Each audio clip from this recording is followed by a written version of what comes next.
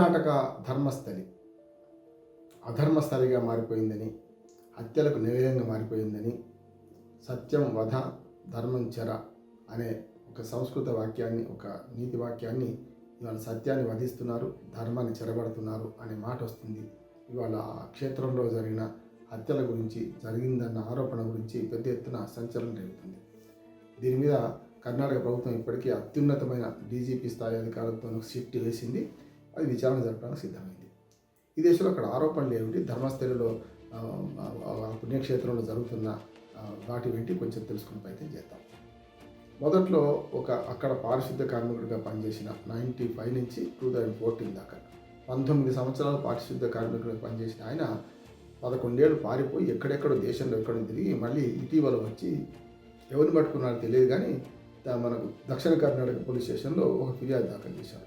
ఏమనంటే 1995 నుంచి 2014 దాకా ధర్మస్థలిలో చాలా హత్య జరిగినాయి. ముఖ్యంగా మైనర్ పిల్లలు, అట్లాగే యువతులను, చాలామంది బాలికలను కూడా, స్కూల్ బ్యాగ్ పట్టుకున్న బాలికతో సహా చాలామందిని హత్య చేశారు.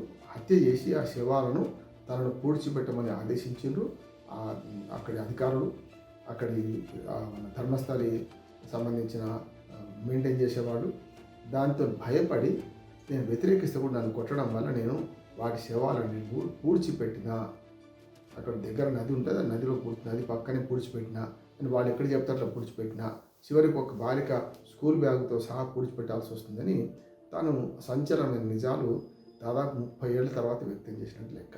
ఎందుకంటే అవి 14, అది 95 నుంచి అది 19 ఏళ్ళు, 2014 నుంచి 11 ఏళ్ళు అయిపోయింది ఇప్పటికి. అంటే సుమారు 3 దశాబ్దాల తర్వాత ఇప్పుడు తాను ఆ 19 ఏళ్ళ జరిగిన పాపాల గురించి ఆ వ్యక్తి చెప్తున్నాడు అంటున్నారు. ఆ వ్యక్తి గురించి పేరు చెప్తలేదు. ఆయనకు ముసుగు వేసి కోర్టుకు హాజరుపరిచిన సాక్ష్యం ఇవ్వడానికి చూసినాం. మన కోర్టులో కూడా ఆ ముసుగు వేసిన వ్యక్తిని పోలీసులు, అడ్వకేట్లు కలిసి తీసుకొచ్చిన సందర్భం చూసాం మనం.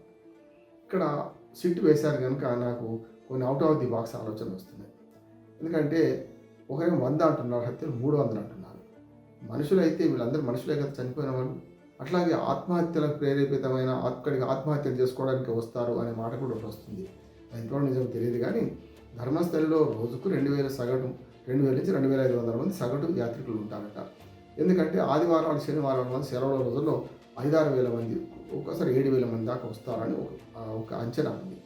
ఎంతమంది వచ్చినా అక్కడ ఏదైతే హత్యలో ఆత్మహత్యలు జరిగినాయి అంటున్నారు కదా, వాటి విషయంలో దేవస్థాన ట్రస్ట్ బోర్డుకి కానీ అక్కడ ఉన్న పెద్దలకు కానీ సంబంధాలు ఉన్నాయని ఇప్పుడు ఎవరైతే అజ్ఞాత వ్యక్తి ఉందో చెప్తున్నారు.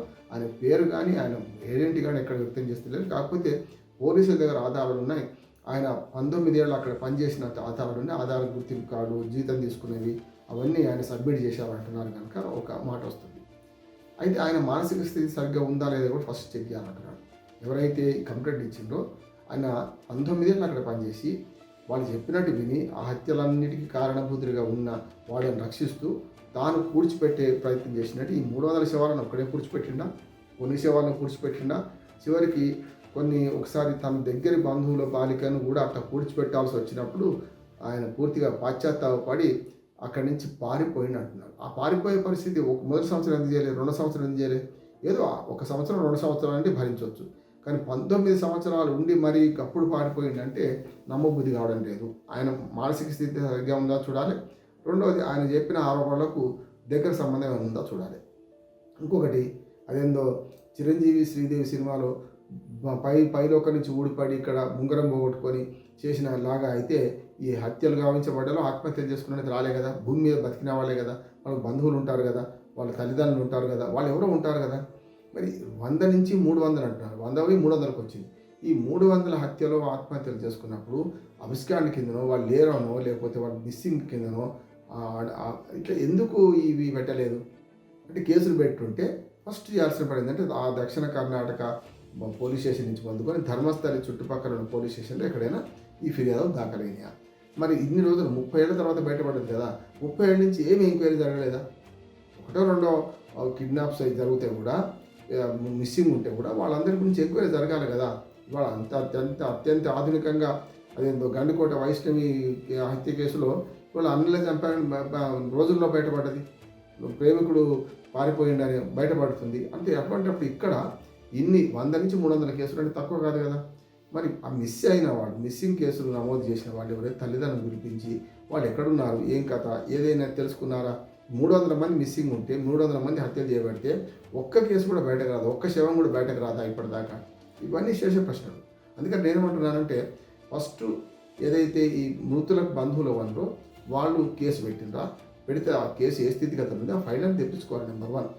రెండవది ధర్మస్థలంలో ఇంత ఘోరం జరుగుతుంటుంటే మరి అక్కడికి అధికారులు ఏం చేస్తున్నారు, కలెక్టర్ ఏం చేస్తున్నాడు, ఇతర రెవెన్యూ పెద్దలు ఏం చేస్తున్నారు, మంత్రులు ఏం చేస్తున్నారు? చివరికి ఇప్పుడు ఆ ధర్మస్థలి ట్రస్ట్ బోర్డు అధికారులు హెగ్డే కుటుంబం, అంటే హెగ్డే అంటే రామకృష్ణ హెగ్డేకి సంబంధం లేదు, ఆ మాజీ ముఖ్యమంత్రి ఆ ఇంటి పేరు ఉన్నవాళ్ళు చాలామంది, వీళ్ళందరూ కూడా బ్రాహ్మిన్స్ హెగ్డే అంటే. అక్కడి ఎవరైతే ఉన్నారో ట్రస్ట్ బోర్డు చైర్మన్ ఉన్న వాళ్ళు కొందరు వచ్చి హోంమంత్రి పరమేశ్వరుని మన కర్ణాటక బెంగళూరులో కలిశారని ఇది ఒక నడుస్తున్నది. ఈ దేశంలో ధర్మస్థలి పవిత్రతను దెబ్బతీసే క్రమం ఏమైనా జరుగుతుందా, ఒక మంచి ఆధ్యాత్మిక క్షేత్రాన్ని తప్పుదారి పట్టించే పరిస్థితి జరుగుతుందా అనేది చూడాలి. అందుకని పోలీసుల ముందున్న 3 సవాళ్ళు ఉన్నాయి.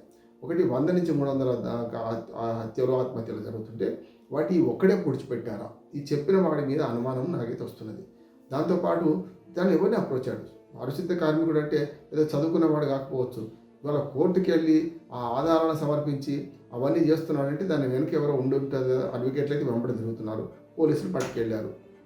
ఈ స్థితిలో చూసుకుంటే ఏదైతే సిట్ వేసిండ్రో 20 మంది అధికారులతో వేసారు, ఒక్కరిద్దరితో కాదు. ఒక డీజీపీ స్థాయి అధికారి, తర్వాత ఎస్పీ స్థాయి అధికారులు కొందరు ఉన్నారు, డిఎస్పీ స్థాయి అధికారులు కొందరు ఉన్నారు, సిఐలు, ఎస్ఐలు, ఆఖరి కానిస్టేబుల్తో, అంటే ఒక రకంగా ఒక పోలీస్ స్టేషన్ వేసినట్టు లెక్క. అంటే అత్యున్నత స్థాయి అధికారులతో కలిపిన ఒక పోలీస్ స్టేషన్ వేసినట్టు లెక్క. మరి వీళ్ళందరూ చేయాల్సిన పని ఏంటి? ఒక అడ్వకేట్గా క్రిమినల్ కేసు చేసిన వాడిగా నాకు అనిపిస్తుంది ఏంటంటే ఫస్ట్ కంప్లైంట్ చేసిన వాడిని విచారించాలి పూర్తిగా, నెంబర్ 1. రెండోది ఈ 300 కేసులలో తల్లిదండ్రులు ఎవరైనా కంప్లైంట్ చేసి ఉంటే ఆ కంప్లైంట్ ఏ స్థితిలో ఉన్నాయి, అసలు విచారణ జరిగిందా లేదా, జరిగితే ఎట్లా జరిగింది అనేది. మూడోది ఏంటంటే ఆ వ్యక్తిని పట్టుకొని పోయి ఆ సమాధులన్నీ అవి ఏవైతే వీళ్ళని పాతిపెట్టడం వల్ల కాలుస్తే ఇంకో రకంగా ఉంటుండే, అంటే వాళ్ళకు బట్టలు లేకుండా పడి ఉన్నారని, లేకపోతే మనకు లైంగికంగా వాళ్ళకు కొన్ని రేపులు జరిగినాయని, ఇవన్నీ ఒక్కరు కూడా ఈ యువతుల్లో కానీ బాలికల్లో కానీ అందరూ అత్యాచారం జరిగినట్టే కనపడుతుంది అనే మాట వస్తున్నప్పుడు తవ్వి చూస్తే డిఎన్ఏ పరీక్షలు చేస్తే విషయాలన్నీ బయటపడతాయి. అట్లా చూస్తే మాత్రం సాధ్యమవుతుంది. ఈ విచారణ జరగకుండా మీడియా హైప్ క్రియేట్ చేసి ధర్మస్థలి అధర్మస్థలిగా మారిపోయిందని ధర్మస్థలిని మొత్తం బదనాం చేసే కార్యక్రమం చేస్తున్నారు.